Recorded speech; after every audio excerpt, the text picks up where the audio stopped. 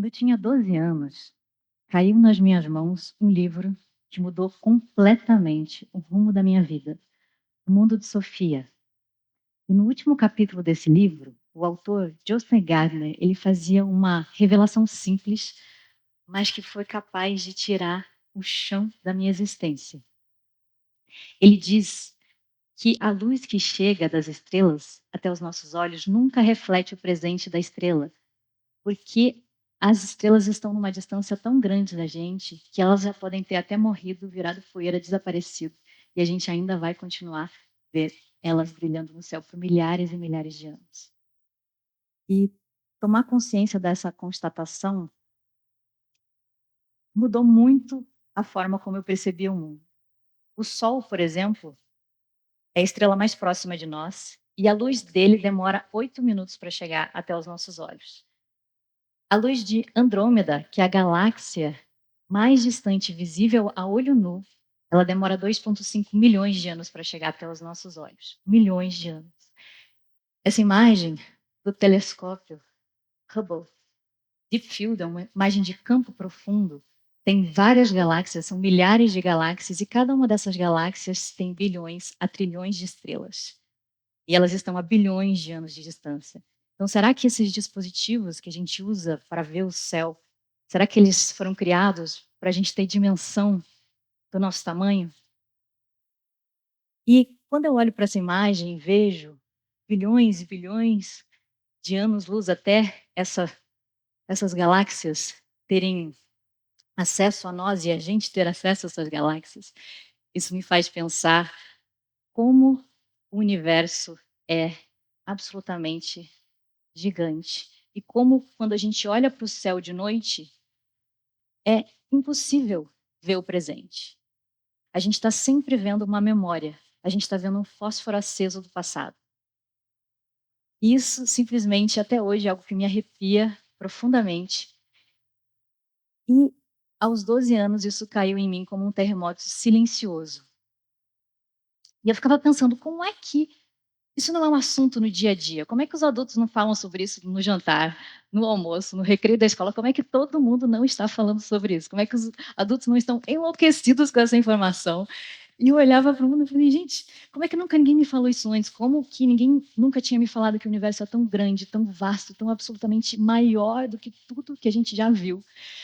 E, de repente, aqueles problemas de adulto, boleto, trânsito, reunião, estresse, tudo aquilo me pareceu tão mundano, tão pequeno, tão irrelevante perto dessa janela cósmica que tinha se aberto dentro da minha cabeça. O Sol, ele vai viver bilhões de anos, 10 bilhões de anos. Se a gente tiver sorte, a gente vai viver 100 anos. Se a gente se cuidar, fizer exercício todo dia, se alimentar direito, a gente pode viver uns 100 anos. Então, essa diferença das escalas temporais me parecia uma espécie de enigma existencial, uma provocação, uma espécie de chamada. E eu cresci com essa sensação martelando dentro de mim. E quando foi a hora de escolher uma carreira, eu fiz a única coisa que me parecia fazer sentido dentro dessa faísca com a qual eu cresci. Eu me mudei para o Rio de Janeiro para estudar astronomia na única faculdade do Brasil na época que existia com esse curso de graduação, que é a UFRJ. E eu queria ser astrofísica da NASA, eu queria estudar profundamente as questões que tiram o fôlego, eu queria estudar profundamente o que existe lá fora. Eu mergulhei de cabeça, cálculo, física, matemática, cosmologia, equações que tentam descrever o indescritível. E pela primeira vez eu estava estudando profundamente aquilo que tinha mudado a minha visão sobre o mundo. E uma hora, no meio da faculdade, eu me dei conta de algo que eu tive que ter muita coragem para admitir. Eu percebi que mesmo se um dia eu fosse PhD em astrofísica intergaláctica, se eu soubesse todas as equações que descrevem o universo nos mais mínimos detalhes, mesmo assim, ia continuar faltando uma coisa essencial. Eu não conseguia ter a sensação dessas escalas cósmicas. Eu não conseguia sentir o infinito, apesar de tentar incessantemente calculá-lo. E aí eu percebi um abismo. Eu percebi o abismo entre a nossa linguagem objetiva, que a gente usa para tentar descrever o universo, e a subjetividade humana, que tenta compreendê-lo. Eu conseguia entender racionalmente, mas eu não conseguia experienciar. Eu podia medir, mas eu não conseguia tocar. E aí me veio uma pergunta: será que o limite não está no universo em si, mas sim na lente pela qual nós enxergamos o universo? E essa lente é o cérebro humano. O cérebro humano é a lente que filtra tudo que nós entendemos, tudo que nós percebemos, tudo que nós chamamos de realidade. E aí eu decidi mudar completamente de rota. Eu fui estudar o cérebro humano. Eu queria entender essa lente pela qual nós enxergamos o mundo. Porque, afinal, talvez não seja o universo lá fora que diz o que ele é, mas o cérebro aqui dentro que constrói essa experiência. Então, eu comecei nessa busca de tentar entender como que o cérebro constrói essa experiência. E será que, afinal, a gente consegue ter consciência do mundo que nos cerca? Quais são os limites dessa mente? Eu queria entender até onde o cérebro é capaz de ir. Quais são suas limitações, quais são suas possibilidades, e se de fato a gente consegue entender através dele o mundo que nos cerca, ou será que a gente sempre vai ver o mundo com uma lente pequena, imperfeita, mas profundamente humana? E quando eu estava no início do meu doutorado, eu percebi uma coisa que mudou muito a minha forma de olhar para o cérebro. Eu percebi que uma das ferramentas mais poderosas para a gente estudar essa interface entre a objetividade e a subjetividade humana é a música. A música, ela nos atravessa, ela não pede permissão. Ela toca diretamente aquilo que nos torna humanos, as nossas emoções. E aí, quando eu cheguei nessa conclusão, eu percebi algo que me emocionou muito, que foi que eu precisei dar a volta no universo inteiro, atravessar estrelas mortas, distâncias cósmicas infinitas, para voltar no lugar onde tudo começou, onde eu nasci. Foi a música. A música, ela toca diretamente as nossas emoções. A música é onde a experiência humana consegue tocar aquilo que nenhuma fórmula traduz. É onde o infinito fica tangível, é onde o indizível ganha força. E, através disso, eu quero mostrar para vocês como é que a música age sobre o nosso cérebro. A música, ela atua diretamente nas emoções, como eu falei, que é o que nos torna humanos, e ela ativa diversas regiões do nosso cérebro ao mesmo tempo, provocando uma sinfonia dos neurônios.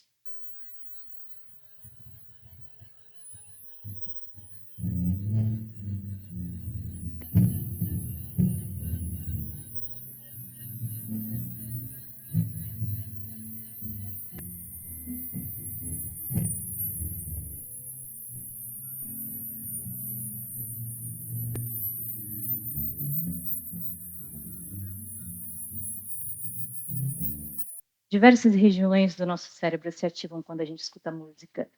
E os estudos na neurociência da música, nos últimos 20 anos, mostram de forma consistente que a música é capaz de ativar o nosso sistema de recompensa, ou seja, ela é capaz de gerar prazer.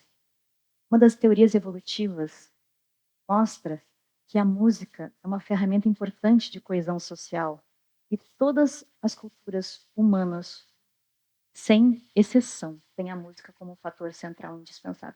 Não existe uma única cultura humana sequer que não tenha música, cada uma com a sua expressão. Eu gosto de dizer que se todos os líderes do mundo soubessem o poder que a música tem sobre o nosso cérebro e sobre a nossa neuroplasticidade, não existiria nenhuma cultura, nenhuma criança no mundo.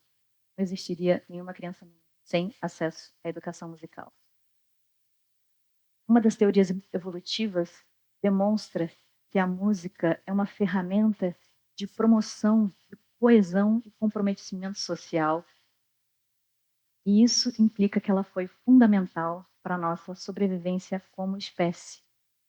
E uma outra teoria demonstra que a música, ela é uma ferramenta importante para a comunicação entre a mãe e o bebê antes do bebê aprender a falar, antes das palavras fazerem sentido. A melodia, o ritmo, o tom de voz, tudo isso cria vínculo, segurança, afeto. Então, tudo que a astronomia tentava me mostrar lá fora, eu percebi que a música mostrava aqui dentro.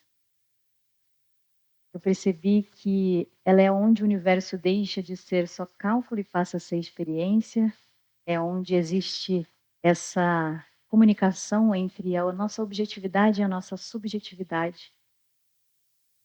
E ela é onde eu consegui juntar essas duas sensações que sempre pulsaram tão forte dentro de mim, e essas questões. Então, por isso eu quero agora mostrar para vocês um pouco dessa jornada completa. Quero mostrar esse caminho cosmos, a ciência, a mente, as emoções, e voltar ao lugar onde tudo começou, aonde eu vim. Por isso eu vou tocar para vocês uma canção que eu escrevi, chamada Trânsito de Marte.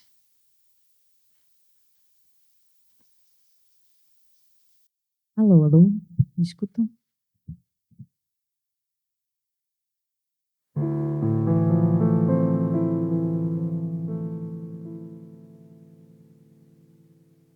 Meu bem-querer, meu bem-querer, essa canção eu fiz pra você.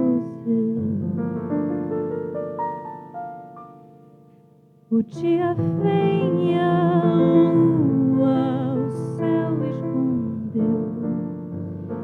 Quem sabe o nosso amor existe só no tempo em que a terra encobre a lua. Quem sabe ele existe em outra dimensão e aqui a gente não consegue ver. A gente aqui é só um relance do espaço, ninguém nos vê. Não posso viver sem imensidão, se tudo que há é de tamanha vastidão. Quem sabe era só o trânsito de Marte, quem sabe a paixão não fazia parte, quem sabe era só um instante em conjunção. Só que eu não sei viver sem entregar profundamente o meu coração.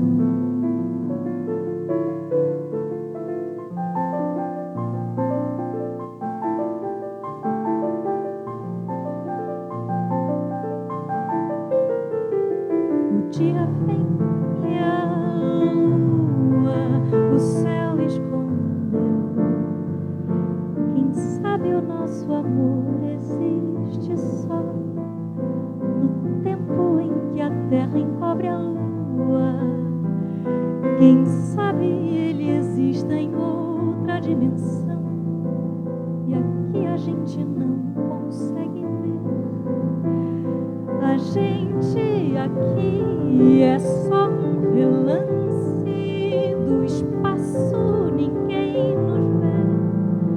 Não posso viver sem imensidão, se tudo que há é de tamanha vastidão.